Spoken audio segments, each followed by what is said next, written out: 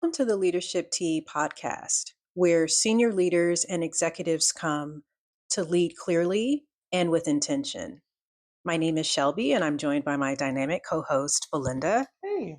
And today we thought we would kick off this series of 2026 Leadership Tea podcast episodes by talking about 4 steps for a productive first quarter. So listen up, Belinda and I are each going to share 2 tips that we have for all of you on how to make this first quarter as productive as possible. So Belinda, I'll kick it over to you to get us Yeah. started. No, thank you, Shelby. I appreciate that. So I was thinking about how in 2025, I would have framed the idea of being courageous and thinking strategically as kind of taking reasonable risks.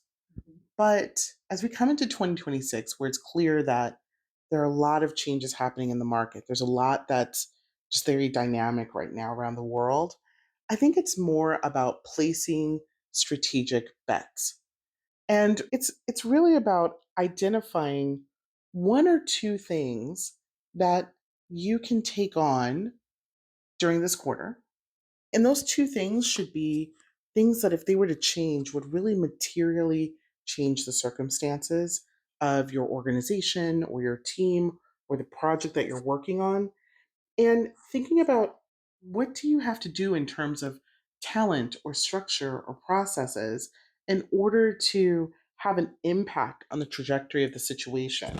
So you're asking yourself, if this works, what exactly am I going to unlock? Like if it's that significant of a decision, and it's not simply can I rally the team or can I be brave and courageous, but can I really identify what is going to change the circumstances here and really focus on what elements of the things I need to work on.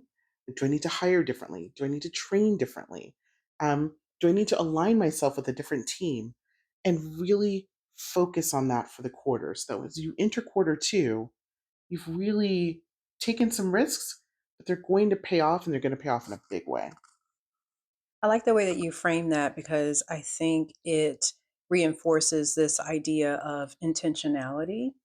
Because I think sometimes when people hear the word risk, it's like, ooh, that sounds scary. That sounds like like it's going to be dangerous or like it's going to have an unintended effect. But if you approach it in the way that you just described, it's like, no, let's sit down and be methodical and strategic about the risks that we think we need to take in order to make the first quarter as productive as possible.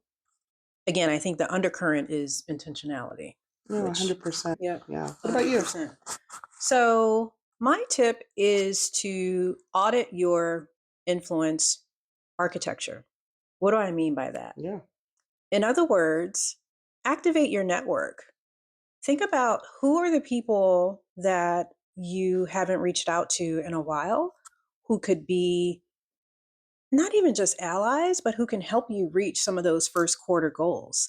And I think when people hear the word network, which is why I used a different word of Hmm. influence architecture, I think people think network is a bad thing. It's a bad word. It's like, am I using someone to my advantage? And it's not that. I think as executives and as entrepreneurs, you need to really look at who are the people within your circles who can help you and who can you in turn help.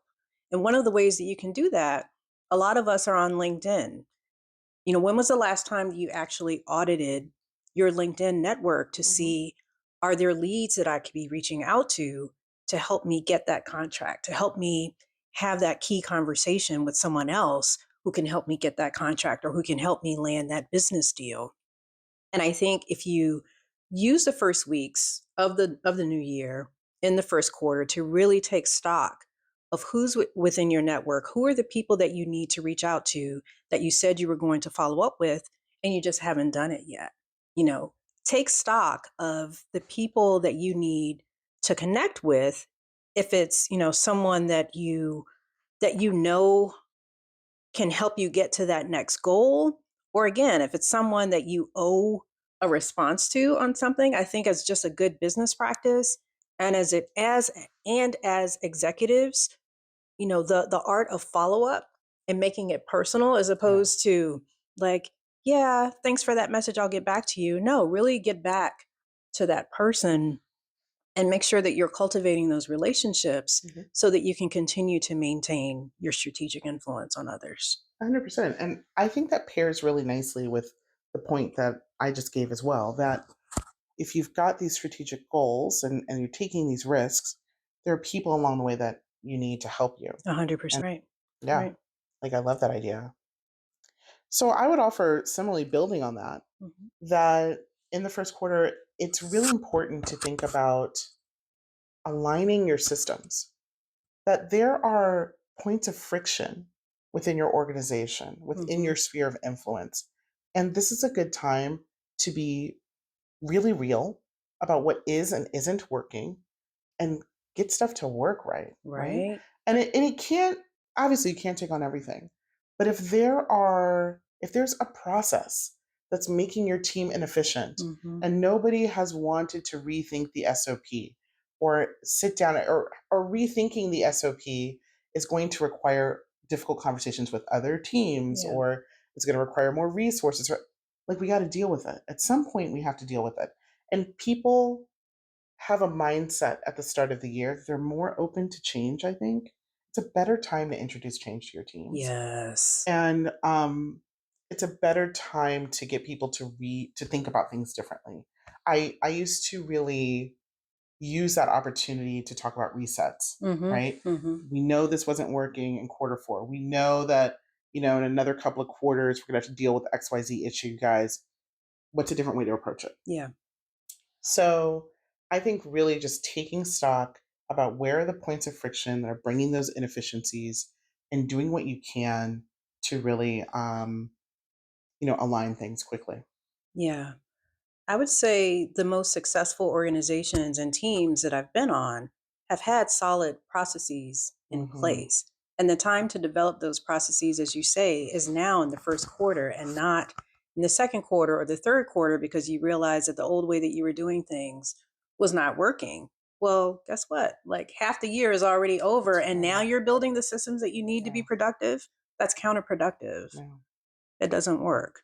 And I think that's a good segue to my final point, the fourth point that we wanted to raise, and that is to lead at the pace of judgment. Lead at the pace of judgment. Hmm. In other words, slow and steady wins the race. Yeah. Now is the time to think strategically about the goals that you have set for yourself, for your team, and not rush. Like, I think sometimes when we think about New Year's resolutions and goal setting and establishing priorities for the new year, there can be this tendency to like, oh, I gotta like hurry up and put something down on paper and I gotta, have 10 things to do. And it's Hmm. like, well, okay, how is that going to help you in the long run? If you haven't taken the time, again, to be intentional, to sit down and be deliberate in how you come up with those goals and objectives for yourself and your team without feeling this urgency to just write something down for the sake of writing something down, that isn't going to help you in the long run. Slow and steady wins the race. Now is the time to sit down and really take stock of, okay, what did I say I wanted to accomplish last year? What didn't get accomplished? What do I need to toss aside? And what are the things that really will help me move the ball forward in 2026? This first quarter is a time to really slow down and to take stock of where you are and to be intentional again on how you want to achieve whatever it is that you have set out for yourself for 2026, with again without feeling this pressure of I got to do it now. I got to, compete with so and so, to get these goals down on paper. Well, if you haven't actually given yourself the space and time to really think about what those goals should be, that paper is not worth its weight. Yeah. Yeah. No, I agree with that. Nothing good comes from making hasty, emotional decisions, Right. right? Decisions out of anger, decisions out of frustration, decisions out of fatigue, Yeah. Especially right? decisions out of fatigue. Ugh, uh, we don't want No. 2026 to feel like that, right? No, no, I don't want to no. leave that in 2025.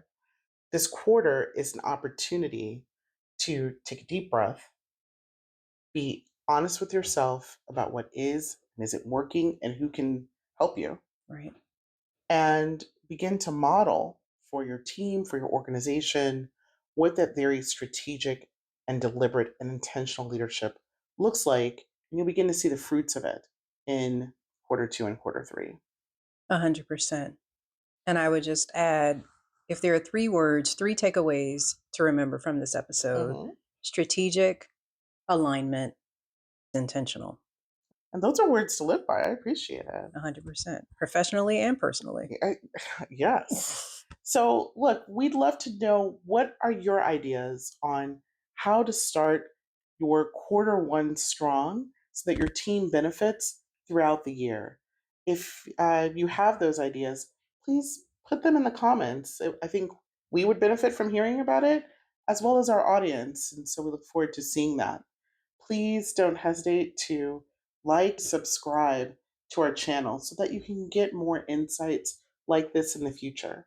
And if you want to learn more about the different programs and events that we have going on, please head to our website, which is at www.stirringsuccess.com. And as always, we thank you for joining us here at the Leadership Tea Podcast, where we are sipping wisdom and stirring success.